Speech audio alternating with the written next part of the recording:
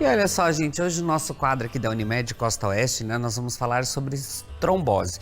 A nossa convidada é a médica cooperada, né, da Unimed, a doutora Cristina Veronese Beff. Ela está aqui para tirar nossas dúvidas, de vocês de casa também. Vocês podem interagir com a gente através do nosso WhatsApp, que é o 45, né, 9925-4747.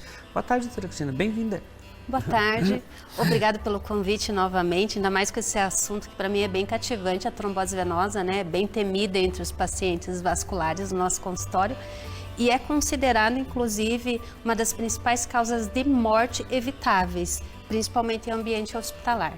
E é importante a gente até falar sobre trombose, porque tem alguns tipos também de trombose. E, doutora, eu queria que você começasse explicando pra gente o que é trombose também, porque a gente sabe que com esse calor as pessoas sofrem mais ainda, né, doutora? Com certeza. Então, o que seria trombose?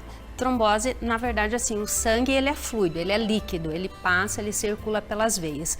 Quando as células do sangue começam a se grudar, agrupar na parede da veia, formando coágulos, que a gente conhece como trombos, que são mais sólidos, isso impede a circulação dentro daquela veia, entope aquela veia e isso nós chamamos de trombose. Pode acontecer em qualquer veia do nosso corpo, mas é muito mais frequente nas veias das pernas.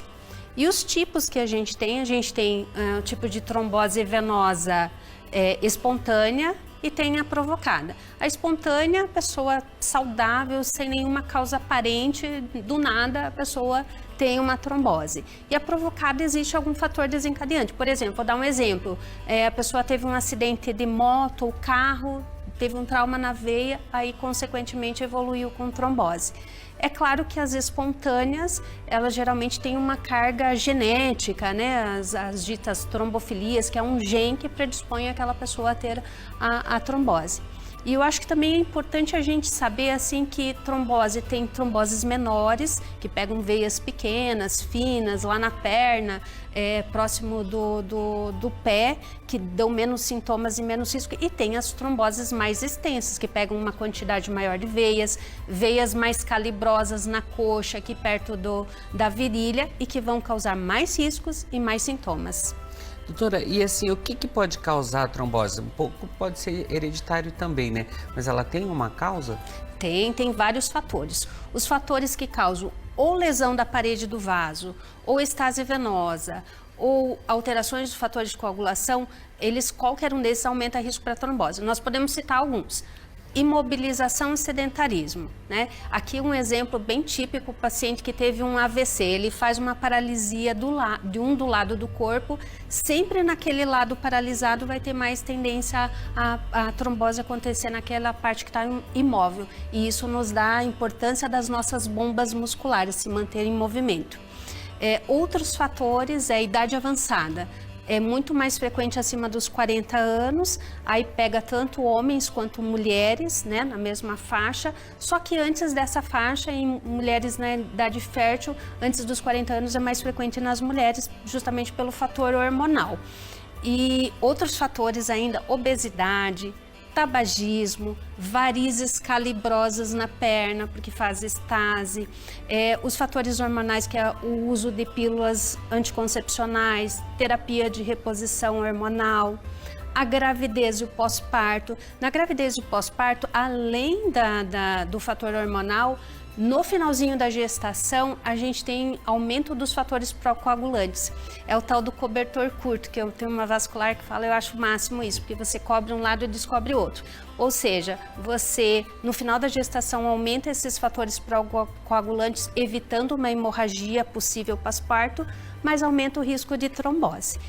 E além disso, nós temos câncer, aumenta o risco de trombose, infecções graves, doenças pulmonares, cardiopatias, doença renal grave.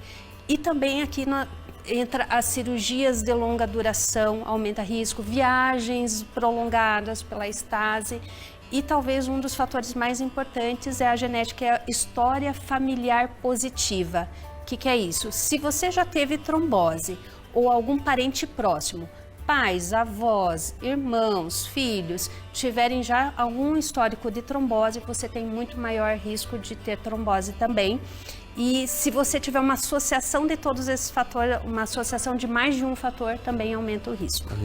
Mas assim, doutora, e quais que são esses sintomas de trombose nas pernas que as pessoas já devem ficar meio atentas, assim? Ela chega a dar alguns sinais, doutora? Ah, sim. Talvez o sinal mais importante é o edema e a dor na perna. Esse edema e dor na perna pode ser só do joelho para baixo, na perna, quando pega veias menores, ou pode ser bem extenso desde a raiz da coxa, aumentando toda a perna, com empastamento, a perna fica mais dura, mais cianótica, com muita dor, né? E isso geralmente acontece numa perna unilateral. Pode acometer as duas pernas, mas é raro. Então, se você tiver um inchaço de início repentino, de uma hora para outra, uma perna maior que a outra, é um forte sinal de alerta. Procure um médico vascular, procure uma emergência para ser diagnosticado. Doutora, assim, tem muitas pessoas que têm também bastante varizes, elas não chegam a ter dores nas pernas, mas é importante ter um acompanhamento ali também, né? Porque de repente, na hora que começar as dores, ela já vai estar numa situação mais tarde, avançada, né? Também, né? A prevenção, né? A prevenção de você fazer os tratamentos, você vai prevenir o risco de trombose, com certeza. E como que é realizado, doutor, esse diagnóstico para ter certeza ali para começar um tratamento? Então, você teve a suspeita clínica, é indicado fazer um ultrassom Doppler, né, que é o ecodoppler vascular. Nesse ultrassom a gente vai ver o trombo dentro da veia, dentro da luz da veia. Na clínica mesmo, né, doutora? Na clínica mesmo. É um exame indolor, é rápido, é fácil, não é invasivo, pode ser feita quantas vezes forem necessárias, então é o melhor exame para diagnóstico de trombose. E ali mesmo já dá para perceber se tem alguma complicação, se tem alguma veia que já não está funcionando direita, ali é tranquilo. Sim, já faz o diagnóstico, o ultrassom é o método de ouro para o diagnóstico, com certeza. Doutora, e quais que são as complicações da trombose? Se a pessoa não ter o cuidado ou de repente não fazer essas prevenções? Então, a complicação mais precoce e temida da trombose venosa é a embolia pulmonar. A embolia pulmonar, por ela ser potencialmente fatal. A embolia pulmonar, assim, quando o trombo se formou lá na perna, então um pedacinho daquele coágulo ele se desprende, ele vai migrar pela circulação de retorno através das veias do abdômen, vai passar pelo coração e vai acabar se impactando nas veias do pulmão. Esse é o sangue de retorno.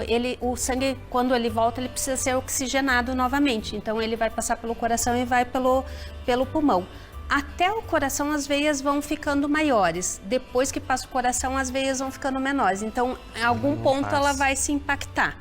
Se for um pedaço pequenininho de coágulo, às vezes a pessoa vai ter uma dor torácica, uma tosse, às vezes passa despercebido para o paciente, mas se for um pedaço, um coágulo grande, ela vai se impactar, vai ter ou ainda uma chuva de coágulos, ela vai comprometer mais a nossa circulação pulmonar e vai levar a insuficiência respiratória, infarto pulmonar e pode evoluir com morte. E já as complicações, essas são as complicações precoces, né? Aconteceu a trombose porque o coágulo está mais molinho, é mais fácil de desprender. Mas a longo prazo, as complicações tardias são no sítio onde aconteceu a trombose. Então, onde teve o trombo ali pode ter algumas sequelas. Então, essas sequelas podem dar síndrome pós-trombótico, insuficiência venosa crônica. Então, o paciente pode ter dor e peso, cansaço nas pernas persistente. Esse inchaço persistente pode causar alterações de coloração, da espessura da pele, né? Pode evoluir com mais varizes, porque se o sistema profundo está sobrecarregado, está insuficiente, ele vai sobrecarregar o sistema superficial. Então, pode agravar varizes ou surgir novas varizes. E, além disso, o mais temido na síndrome pós-trombótica a longo prazo é o aparecimento de úlcera venosa, aquelas feridas na perna que não cicatrizam e que acaba com a qualidade de vida da pessoa. E pode ser anos depois que a pessoa teve uma trombose. Doutora, e como que a trombose é tratada? Como que é feito esse tratamento? Depende do caso? Ou é cirúrgico? Como que é feito? O tratamento, na maioria dos casos, é medicamentoso. A gente usa os anticoagulantes orais, que eles vão afinar o sangue e vão permitir que o seu organismo vá absorvendo aqueles coágulos. Essa absorção acontece de meses até anos, ela pode ser completa, sem deixar nenhuma sequela, ou ela pode ser incompleta, deixando as sequelas que a gente acabou de falar, da síndrome pós-trombótica ali, insuficiência venosa, né? E a cirurgia para remoção dos coágulos é bem rara e só são em casos extremos mesmo, né? Que a pessoa vai ficar, se vê que a pessoa uma trombose muito extrema, muito extensa, que a pessoa vai ficar com muita sequela, a pessoa jovem. Mas senão a grande maioria é medicamentoso. E no início do tratamento a gente pede para a pessoa fazer um pouco mais de repouso, elevar as pernas, umas compressas, porque para diminuir os sintomas, evitar esforço físico, para diminuir um pouco os sintomas, assim que possível o uso de meia elástica, associado aos anticoagulantes orais. Doutora, e tem maneiras de prevenir a trombose, tipo assim, alguns cuidados especiais, o sedentarismo pode implicar nisso? Quais que seriam esses cuidados? Com certeza, Mauro, eu acho que a pessoa se manter em movimento, ativa, em movimento, exercício físico regular, manter-se no peso ideal, evitando a obesidade, com alimentação saudável, se hidratando bem, eu acho que é a base de tudo. E fora isso, ainda assim, em algumas situações, uso de meia elástica, viagens prolongadas, se a pessoa tem muitas varizes grossas, se a pessoa incha com muita frequência, o uso da meia vai ser benéfico. E além de, assim, alternar períodos de movimento com elevação das pernas. A gente elevar as pernas, a gente diminui a pressão das veias, então contribui também para o esvaziamento melhor das veias. E, além disso, em algumas situações vai ser necessária a profilaxia com medicamento. Quando que isso é necessário? O ideal é a pessoa passar por uma avaliação vascular. Hoje em dia a gente tem alguns questionários, alguns scores de risco que a gente fala. A gente gradua conforme a presença dos fatores de risco, a pessoa tem uma pontuação. Pontuações menores, às vezes só os métodos físicos, meia elástica, exercício, né, já é suficiente. Mas se tiver scores, pontuações maiores, a gente tem que entrar com uma medicação para profilaxia. Vou citar um exemplo, né? Uma mulher com história familiar de trombose importante vai ser submetida a uma cirurgia de grande porte, uma cirurgia plástica, né? De longa duração.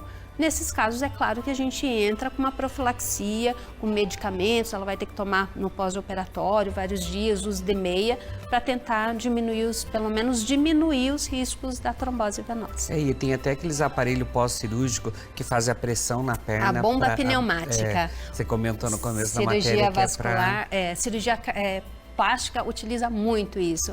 Né? Enquanto a pessoa está lá parada, são cirurgias às vezes que demoram muitas horas, fica lá a bombinha massageando a musculatura. A senhora comentou alguma coisa também, doutora Cristina, sobre relação anticoncepcionais e trombose. Tem a ver também esse medicamento? As pílulas anticoncepcionais orais e a terapia de reposição hormonal oral, ela aumenta cerca de 2,5 a 4,5 vezes o risco de trombose em comparação àquelas que não utilizam. Então tem uma forte relação positiva sim entre trombose e esses anticoncepcionais. É maior no início do tratamento, no início que a pessoa começa a utilizar essas terapias. Tem um aumento progressivo com pico no terceiro, sexto mês de utilização desses hormônios, mas ela se mantém alta até um ano e meio. Depois desse tempo, mostrou que o risco entre mulheres que usam anticoncepcionais e daquelas que não utilizam se iguala. Não é que nunca é anulado. Todos nós temos riscos, mas acaba sendo similares. E outros métodos hormonais que não sejam via oral, vou citar aqui a via cutânea, cremes hormonais, ou mesmo o DIU hormonal, que é um dispositivo intrauterino para anticoncepção, que tem hormônios. Esses casos não teve relação com o aumento do risco para trombose, e inclusive é uma opção no tratamento daquelas pessoas que já tiveram trombose e que estão em idade fértil. Olha só, gente, nada como conversar com quem entende, né? Espero que você tenha tirado as dúvidas de vocês aí de casa também. Quero agradecer a doutora Cristina. Muito obrigado pelas dicas de hoje. Bom retorno aí para o consultório em Toledo. Levo um abraço lá para a Clínica Santé, para os colegas de lá também. Gratidão. Eu agradeço. Muito obrigada.